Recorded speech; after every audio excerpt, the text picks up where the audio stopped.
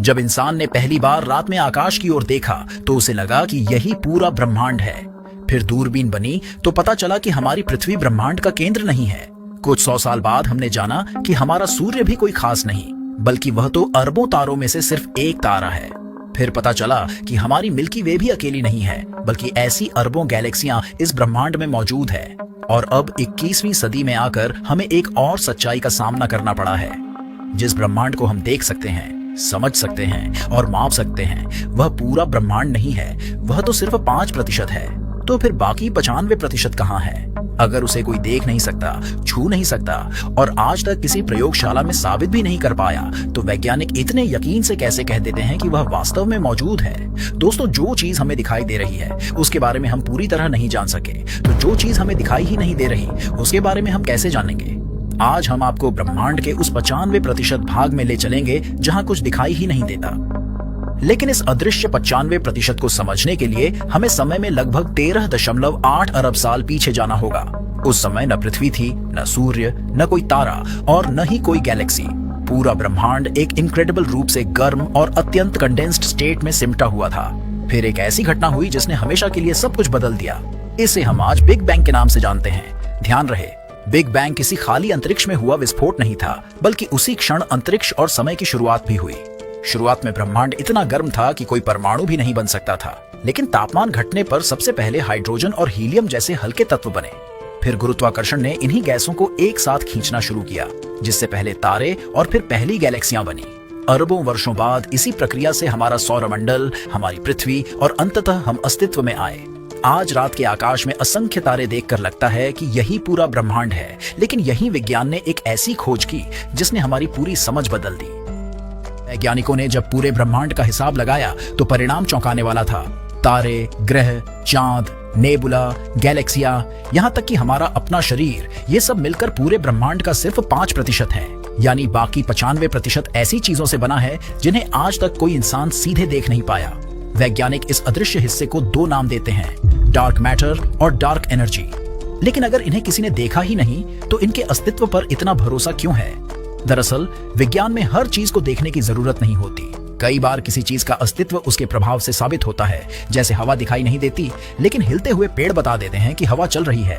गुरुत्वाकर्षण भी कभी दिखाई नहीं दिया, लेकिन गिरती हुई वस्तुएं उसके अस्तित्व का सबूत है। डार्क मैटर और डार्क एनर्जी के साथ भी बिल्कुल यही हुआ। वैज्ञानिकों ने इन्हें सीधे नहीं देखा, लेकिन पूरे ब्रह्मांड में इनके ऐसे प्रभाव देखे जिन्हें किसी और तरीके से समझाया नहीं जा सकता था। यहीं से शुरू होती है विज्ञान की सबसे रहस्यमयी खोज, और इस कहानी का पहला अध्याय शुरू होता है लगभग 93 साल पहले एक स्विस खगोल शास्त्री की ऐसी खोज से, जिस पर उस समय लगभग किसी ने विश्वास नहीं किया। लेकिन बाद में उसी खोज ने ब्रह्मांड को देखने का हमारा नजरिया हमेशा के लिए बदल दिया।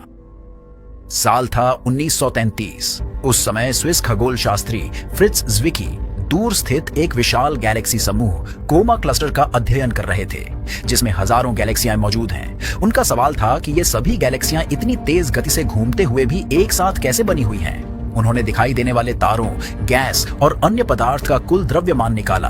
फिर गुरुत्वाकर्षण के नियमों के आधार पर उनकी एक्सपेक्टेड स्पीड की गणना की। लेकिन जब उनकी रियल स्पीड मापी गई तो परिणाम चौंकाने वाले थे। गैलेक्सियां अनुमान से कई गुना तेज चल रही थी। इस क्लस्टर में सारी गैलेक्सियां अब भी एक दूसरे से मजबूती से बंधी हुई थी। इसका मतलब साफ था, कोई ऐसा ताकत मौजूद है वहां जो दिखाई नहीं देता, लेकिन उसका गुरुत्वाकर्षण इन्हें एक साथ बांधे हुए है।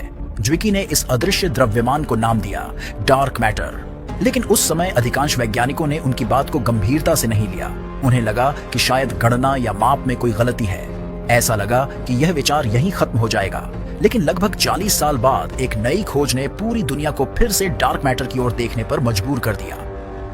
1970 के दशक में अमेरिकी खगोल शास्त्री वेरा रूबिन अलग अलग गैलेक्सियों के घूमने की गति का अध्ययन कर रही थी।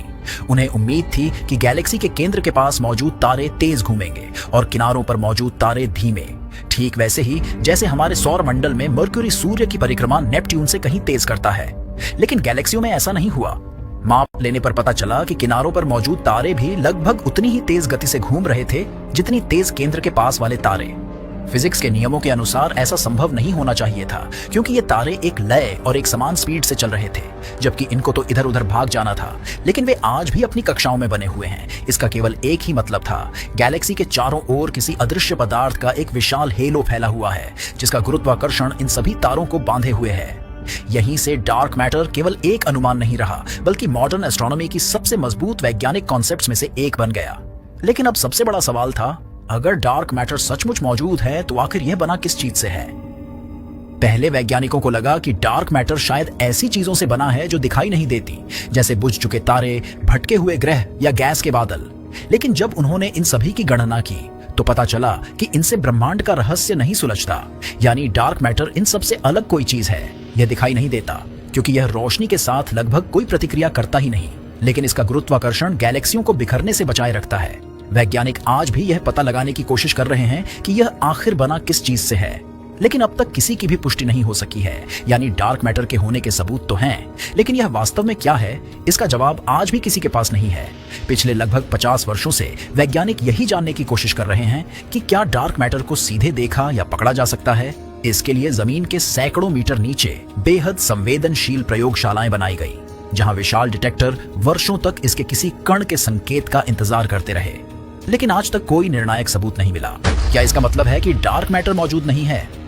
बिल्कुल नहीं, क्योंकि पूरे ब्रह्मांड में उसके गुरुत्वाकर्षण के प्रभाव आज भी साफ दिखाई देते हैं। समस्या सिर्फ इतनी है कि हम अभी तक उसे सीधे पहचानने का तरीका नहीं खोज पाए हैं। यानी उसके अस्तित्व के मजबूत प्रमाण हैं, लेकिन उसकी असली पहचान अब भी एक रहस्य है।